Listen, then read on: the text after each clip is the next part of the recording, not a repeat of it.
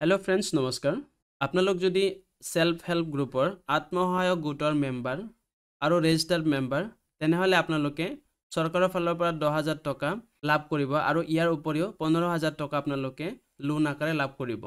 आपनालोक जदि आत्मसहायक गोटर registered member तेनेहले आपनालोके लाभ करिब। आपनालोके जदि चाब बिचारे आत्मसहायक गोटर आपनार नामটো रेजिस्टार होइसे ना नाइ तेनेहले आपनालोके এই SHG पोर्टेलत क्लिक কৰি দিব। যিকোনো এটা ব্ৰাউজাৰত গৈ ইয়াত আপোনালোকে SHG ৰিপৰ্টত গুচি যাব।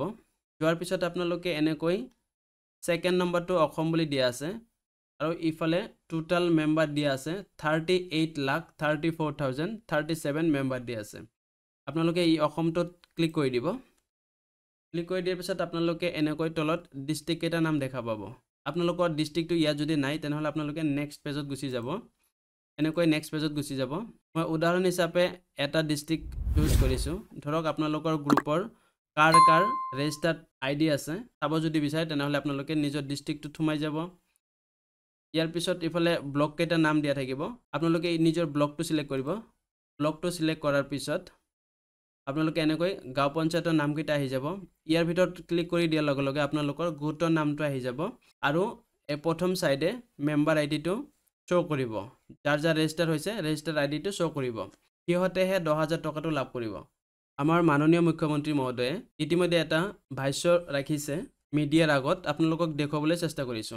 আপোনালোকে চাই লওক মাননীয় মুখ্যমন্ত্ৰীৰ এই ভিডিঅ' ফুটেজটো। চৰকাৰে মহিলা আত্মসহায়ক গোটৰ সদস্যসকললৈকে 10,000 টকা আমি অনুদান হিচাপে আগবঢ়াম। ইয়াৰ ইতিমধ্যে ইলেকশ্যনৰ আগত সবে প্ৰপত্ৰ পূৰণ কৰিছিলে আৰু ইয়াৰ এতিয়া অনুসন্ধান চলি আছে আৰু মই যিমান দূৰ জানো প্ৰায় 35 লাখ মহিলাই 10,000 টকা পাব, তাৰমানে 3,500 আৰু এই 10,000 টকা ঘূৰাই দিব নালাগে।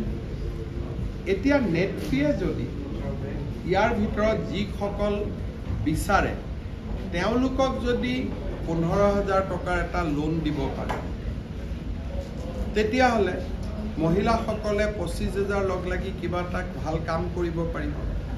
বা এই বছৰ যদিও নিদিয়ে আমি অহা 10,000 টকা যিসকলে ভাল কাম কৰিব তেওঁলোকক আমি পিছত আৰু 15,000 দিম। তেতিয়া যদি নেটফিয়ে লগত 10,000 টকা এটা লোন দিব পাৰে তেতিয়া মহিলাখিনি উপকৃত হ'ব। কিন্তু নেটফি ইমান ডাঙৰ অনুষ্ঠানো নহয় যে সকলোকে দিব পাৰিম। গতিকে আমি গোটেইকেইটা নেটফি আৰু বেলেগ বেংকসমূহৰ লগতো কথা পাতি আছোঁ যে চৰকাৰৰ টকাখিনিতো সুদো দিব নালাগে, ঘূৰাই দিব নালাগে, অনুদান হ'ব। কিন্তু তাৰ লগত আপোনালোকেও যদি লোন এটা দিব পাৰে তেতিয়াহ'লে মহিলাখিনিয়ে নিজৰ ভৰিৰ ওপৰত নিজে থিয় হ'ব পাৰিব। এইটো এটা আমাৰ ডাঙৰ প্ৰগ্ৰেম এটা আমি চিন্তা চৰ্চা কৰি আগবাঢ়ি গৈ আছোঁ। প্ৰথমতে মোক 10,000 টকাটো দি ল'ব দিয়ক, তাৰ পিছত আমি বাকীখিনি পৰ্যায় আমি আগবাঢ়ি যাম। Sir, CDO ratio also been increasing. Assam CD ratio has increased as per current year economic survey up to 58%.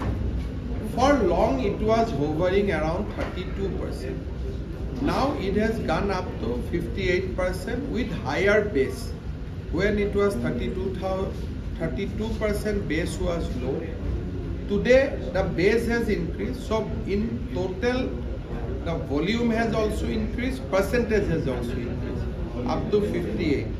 So this is a significant milestone which we have achieved in last 3-4 years. However, I still believe that 75% is a very ideal number for us. So we will work with the banks so that CD ratio ultimately goes up to 75%.